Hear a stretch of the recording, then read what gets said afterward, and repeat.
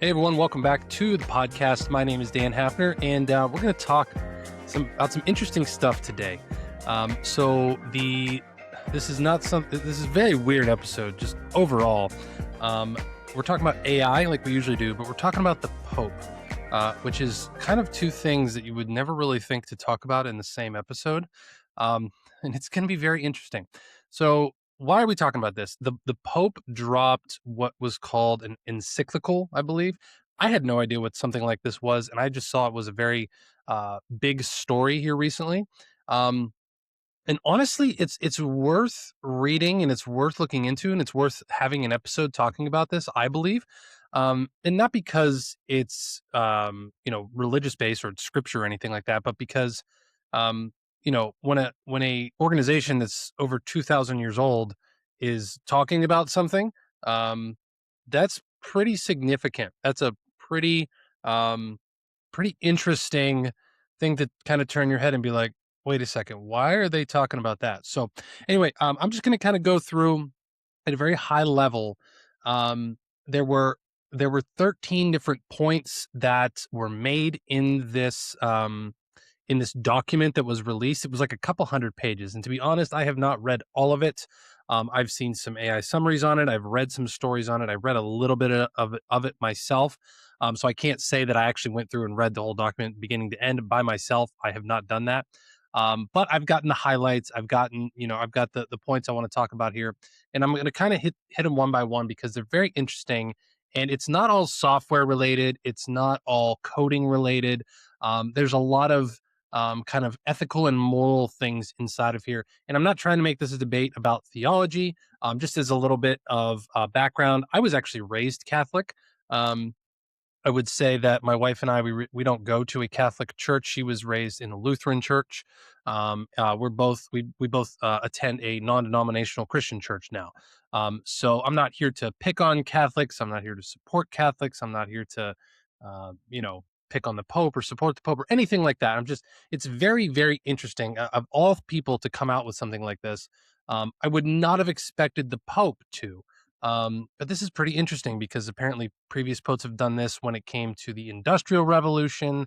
And this is, we're in the midst of the AI revolution. So this is very, very interesting. The Pope is from Chicago. He's the first American Pope, which is very interesting. There's a lot of different things going on here. Um, let's dive into it. That's enough of an intro for this. Basically, I don't want to make this an hour long episode, but basically, what happened? I believe about a week and a half ago now or so. Pope Leo, I believe, is the 14th, released Humanitatis,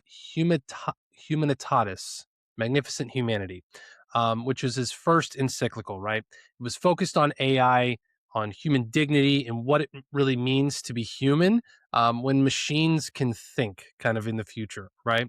Um, and it's kind of interesting if you kind of followed what the Pope has said in different, contexts. I know there was a spat with the president recently, but there's been other things about nuclear weapons and environment stuff. It kind of made sense that there was kind of the next piece to tackle was AI. And this was very, very interesting because there were 13 points, really highlights and kind of claims that were made, and it kind of lands on one side or the other. So again, I'm just reading these. I'm going to give my opinion on each of these. But the 13 points were these. Number one, AI must serve humanity, not replace it. Interesting. Number two, human intelligence is unique. Number three, big tech concentration is dangerous. Number four, AI needs strong regulation and guardrails. Number five, AI could destroy jobs at a massive scale. Number six, workers must not be treated like machines. Number seven, AI generated misinformation threatens democracy. Eight, AI weapons could become uncontrollable. Nine, children's development must be protected. Number 10, AI must not become a new religion. Number 11, algorithms are not neutral and biases are inherited. Number 12, human relationships matter more than efficiency. And number 13, society must choose between power and dignity. So, That's a lot of claims, a lot of stuff to go through. I'm going to try my best to kind of work through each one of these as we have it kind of set up here. But let me just turn this off real quick. So, all right. So the first point, AI must serve humanity, not replace it. What was he kind of getting at here, right? Like we're building AI and we're building these robots, we're building all this technology to ultimately serve us. Obviously, we don't want AI taking over and being, overlords of the human race, obviously. Um, Pretty common sense thing. Not a whole lot to talk about there. I know it's I mean, I would actually agree with this point that yes, AI must serve humanity. I know there's a lot of, a lot of there's people in the younger generation, a little bit younger than me, that are definitely kind of seeing how, and we'll get to the number six where the jobs, number five and number six, where the job thing comes into play. But my believer that AI is going to overlord over humanity. Maybe someday, but I don't think I'll live to see that day. That's just my opinion. So anyway, pretty common sense one, right? Human intelligence is unique. Number two. Yeah, I believe so. I think there was a really cool speech, a graduation speech done by Steve Wozniak here not long ago. I forget which school it was at, but he said he got to talking about AI, and everyone was kind of waiting for the boo moment, and he said actual intelligence, and that was really really interesting. That was really cool because he got a lot of cheers with it. I agree with this one as well. Human intelligence is unique. For someone like me, I use AI almost all day, every day, and it has been a game changer and a life changing technology for someone like me, who runs a small firm, who's has all kinds of different clients, all kinds of different projects going. Um, I actually don't have a full time employee at the moment, right? So I have different contractors, I have different people that help me on a day to day basis, but it's really just me and a bunch of AI robots and a couple of contractors running the show, right? But it is, you still need people to run AI. You still need people to manage it. You still need that human intuition and that intelligence, which I have yet to find AI come even close to replacing, right? So I think we're pretty safe there. Here's where we start to get a little controversial, right? Number three, big tech concentration is dangerous. That's a pretty bold claim, right? He kind of talked about how, um, having all of these, companies that are like basically like an oligarchy now. I wouldn't really say that there's a monopoly, maybe not. What's the word for? I think it's oligarchy. Um, you have OpenAI, you have Anthropic, you have Perplexity, you have Google, you have like a handful of companies that are controlling all these things, and you and we're just renting from them, right? Um, I would tend to agree with him on this one. I would tend to say that, I mean, when you think about, like, I think uh, OpenAI is targeting a Q4 public offering, and it's supposed to be valued at over $1 trillion right now. I mean, and that's just mind-bogglingly crazy. I think Anthropic is also shooting for around those numbers. I don't know if it'll happen this year or not. Um, we have a SpaceX, IPO coming here probably in this year as well. That's supposed to be valued at probably even more than that. Um, so yeah, I do, and that was kind of why that was what happened with the whole Anthropic thing when they had the whole government, story fallout that I covered here on the show as well. Um, what happens uh, when you have unelected people controlling things that all of us use on a whim? They can just decide to do whatever they want to do, right? Again, is big tech concentration inevitable? Yeah, I think it kind of is, and it already has happened. Is it dangerous? Yeah, I also believe that as well. So I would say I'm 3 for 3 with agreeing with them actually so far. Number four, AI needs strong regulation and guardrails. Um, yeah, I think there's some nuance to this. I don't think it's. I would tend to be I would tend to say I fall on the spectrum of, I would favor less regulation than more regulation, especially with this specific issue.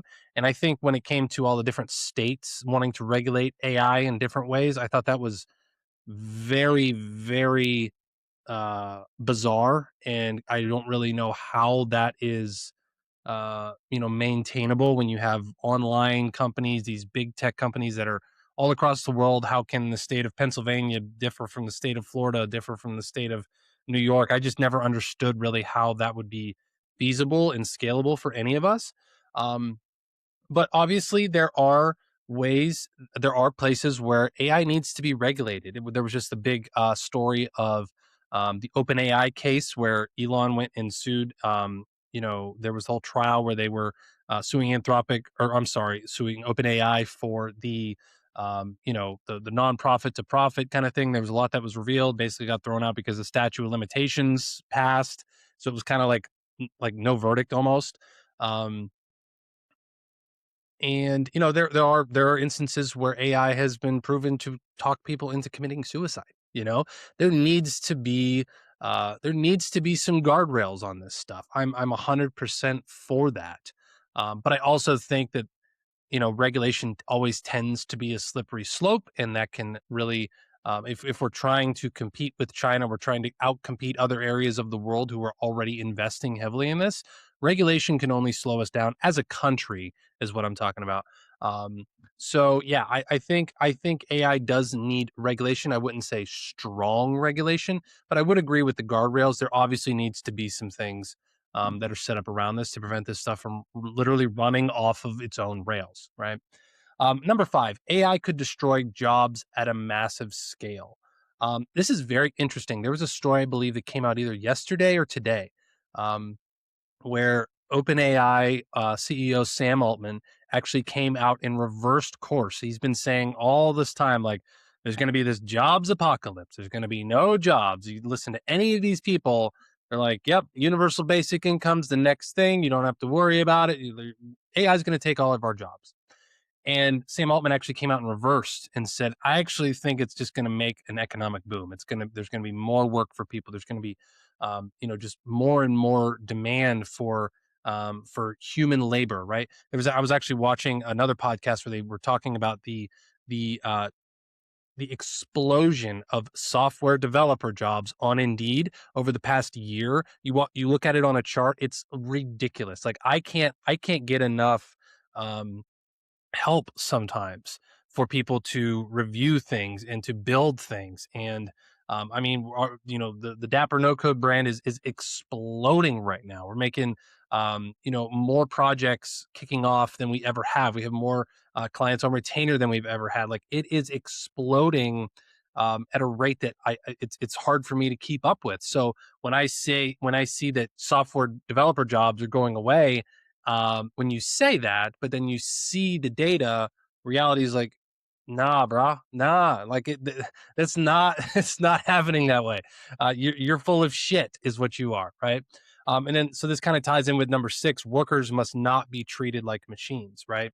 Um, yeah, I mean, obviously, I would agree with this one as well. When I work with actual people that are, I would want them to manage the AI. I don't want to just treat someone like, hey, I have this, this, and this, and this to do, which has happened for a lot of human history, right? We can tend to be, very fickle as human beings, not learn from our mistakes, and there's always people that are going to treat other people like they are machines, or like they're just a cog in the wheel to just get the things done and just do what I say to do, and I don't care if it's you have to stay late or you have to do whatever.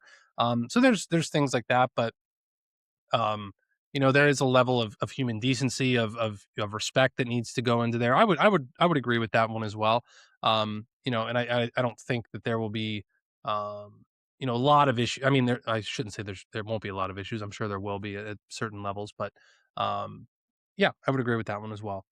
This is very interesting. Number seven, AI generated misinformation threatens democracy. I remember saying this at the 2024 election, like right before the last presidential election, they were having all these different things of Sora that was supposed to come out and like be like, oh my god, it's going to change the world, right? It's proven to be a lot less effective than you would think it would be. Um, but I think that there will be, these models are only getting better and better. AI is only learning and growing better and better and better. And yeah, I do think in future, not only like political elections, but when it comes to businesses, when it comes to social media, when it comes to just any kind of big events going on, there's going to be so much misinformation. It's going to be very difficult to tell what is real versus what is not real. I think this is actually the one of the biggest things that I worry about when it comes to AI, as far as like the moral side of it and the ethical side of it is what happens when you know um, something goes viral on the internet that actually dupes a lot of people that we're all like we all fall for it on either side, on any side of any political spectrum, on any kind of social class that you were in, whatever. Like we all believe that something terrible has happened, but it turns out to be completely fake, right? um I don't know. I really think that that's something that's worth, and that's kind of where it goes back to regulation and guardrails, need to be put in place. And I worry about this a lot. I worry a lot about the misinformation, the fake things that can come out because it's only a matter of time before AI can generate things that make things actually look real. And again, you could have a video of somebody, committing some kind of crazy illegal thing that I don't even want to talk about here on the show. Like you just use your imagination, right? Um, Now something that is that bad could clearly people would be like, that's clearly fake. There's no way someone in their right mind would do something like that, right? On the other hand, um, is there ways to manipulate photos or videos or audio, um, to make something look like there's plausible deniability? I mean, this is what the news has done forever is there's always a seed of, well, there's always this plausible deniability of like, this might not be true. There's some evidence to back it up, but we're going to run with the headline anyway, right? And that's really what bothers me of like, man, like if there's just a grain of truth in something and it's twisted and it's just altered slightly with AI. Ugh, man, that really gets me. That gets me worried around like what's going to happen to our society in the future with those things. So, yeah, I would agree with this one. AI generated misinformation threatens democracy. Number 8, AI weapons could become uncontrollable.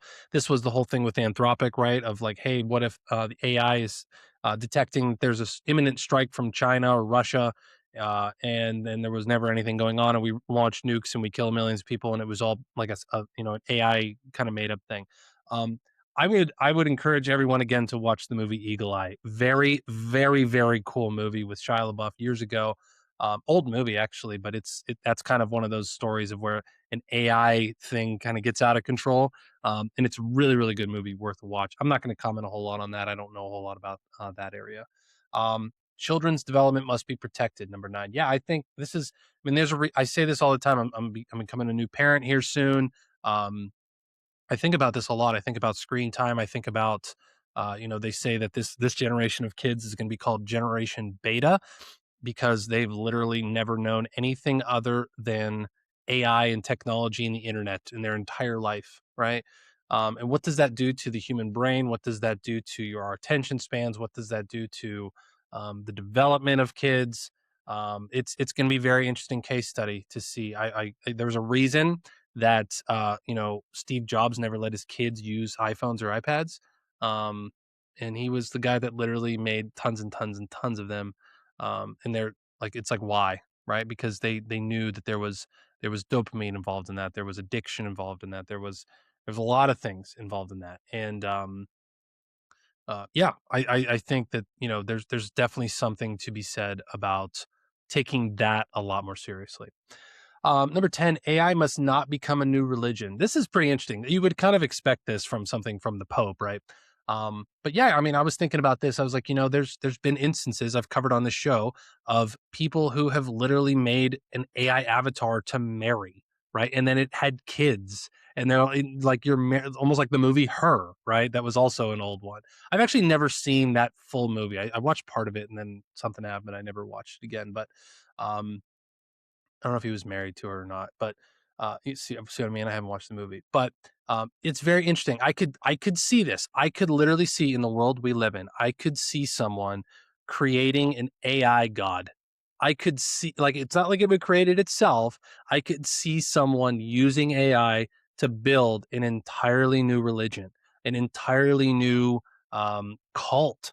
I could see this happening. Like this, the fact that like I was like, yeah, I could definitely see that being a possibility. Is pretty wild to me, you know. Um, and yeah, what if could you imagine where people go to church every week and there's just a big giant screen and it's just AI giving the sermon and like there's no actual person like that. That's kind of terrifying. That's kind of terrifying. I know the church we go to, they rebroadcast from one location out to like 10. So the sermon they're watching is actually like on a screen. So it's a little bit like AI, but like there's an actual human being. Like I'm in the church where like the actual person is talking, you know? Um, but yeah, AI must not become a new religion. I would agree with that one as well. Number 11, algorithms are not neutral and biases are inherited. Yeah, this is very interesting, right? Like there's been stories of is ChatGPT or Claude, if you ask it for like news stories or you ask it to give an opinion on a political figure, they can be skewed certain ways. They can be either more critical or more favorable towards certain candidates on certain sides of the aisle. Um, that's very interesting. And it's not even politics. It could be this with business. It could be this with certain political issues. Once a seed of bias is ingrained in these models, like it can only get bigger. It's not like it can eradicate this. At least I'm not an expert in LLMs, but I would be very hard pressed to see how that could like be fixed once it's been out there for a long time. They say they patch them, but I don't know. But at the same time, do you want something you talk to all the time to have just cold, metallic, no biases at all? I don't know. I don't know. You can manipulate the tool to respond to you or do different things that are have certain biases, but you have to specifically tell it that, right? Um, that's a pretty interesting one. That's a pretty interesting one, and it also and again, it's kinda like, you know, I'm sure that my children will inherit certain traits, whether good or bad, from me, um, whether I want them to or not, and I can maybe try to train some of those things out of them, but some of them, they're just gonna kinda come as part of the hardware, you know what I mean? So that's a very interesting thing to think about. And these last 2, number 12, human relationships matter more than efficiency. Um yeah, I would tend to agree with this one as well. As someone who, again, I say I use AI all day, every day. It can be very exhausting. It can be very isolating and lonely when you really get to just talking with robots and chatbots all day, every day. Um, there's nothing that can replace just bonding with an actual human, with getting feedback, with shooting the shit with someone that's an actual human, right? Like that, I feel like that could become a lost art in the near future. And that's something that I think about as well. Of it kind of goes up to the AI religion kind of thing, like or the relationship kind of thing, like. What are we doing as a society when we talk to robots more than each other? That's kind of interesting thing to think about. And the last one, number 13, society must choose between power and dignity. Um, that one, that's a little bit too ethereal for me. I don't really want to dive all that much into that one. I think that kind of goes back to the number 3 one, the big tech concentration could be a little dangerous. Um, yeah, I mean, AI is power. It really is. Like it gives someone like me, someone like you, power in terms of capacity, right? Like I can do more with my time. I can do better things with my time. Um, does that diminish my dignity as a human? No, I don't think so. I don't really know. I didn't really get to read a lot about this section. Um, but I think it kind of goes back to the other piece of workers must not be treated like machines. I think there's a lot here in terms of like the wealth separation. That's one thing that I think about a lot of the AI, of like the industrial revolution really like um, kind of evened the playing field and made things a lot cheaper for everyone.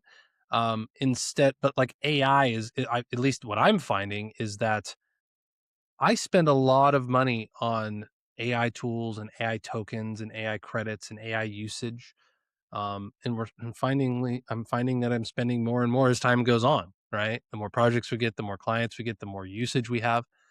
And it's like, okay, where does that lead?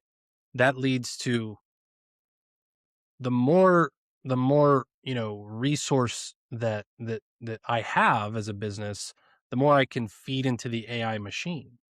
But the less I have, the less I can feed into the machine.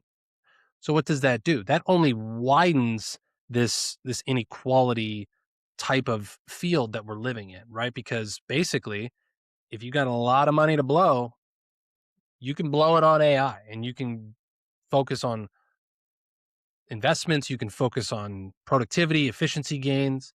But if you don't have that money, you can still you're stuck behind the people who have it and can use AI to go faster, right?